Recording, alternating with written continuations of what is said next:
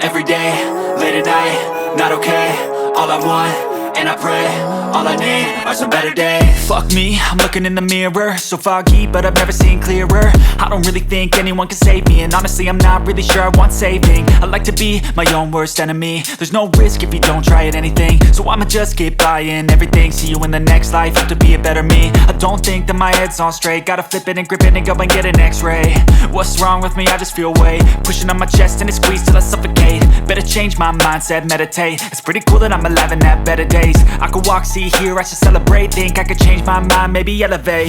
Living life, every day, late at night, not okay. All I want, and I pray, all I need are some better days. Yeah, all I need are some better days. Cause all I want, and I pray, I believe in the better days. I'm kinda stuck between a rock and a hard place. Do I work hard or live at my pace? You're only young once, yeah that's all great, but I also want a future where I'm okay.